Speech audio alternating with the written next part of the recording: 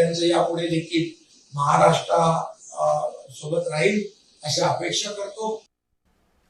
नरेंद्र मोदींनी सर्वाधिक काळ पंतप्रधानपद भूषवण्याचा विक्रम केला। त्याच पार्श्वभूमीवर भाजपकडून महाराष्ट्रासह देशभरातल्या मंदिरात पूजा आणि आरती केली जाते। मुंबई भाजप अध्यक्ष आणि आमदार अमित साटम यांनी श्री सिद्धिविनायक मंदिरामध्ये नतमस्तक होत पंतप्रधान नरेंद्र मोदी यांच्या दीर्घायुष्यासाठी गणरायाच्या चरणी प्रार्थना केली। तर केंद्रीय मंत्री जे.पी. नड्डा यांनी दिल्लीतल्या बिर्ला मंदिरात विशेष पूजा आणि आरती केली।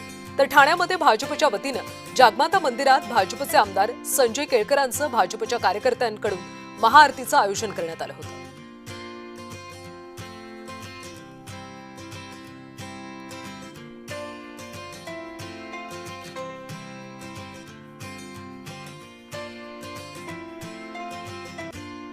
मोदी सरकारला 12 वर्ष पूर्ण झालेत। येवल्यामध्ये जगदंबा मातेची महाआरती करण्यात आली। पंतप्रधानांच्या दीर्घायुष्यासाठी प्रार्थना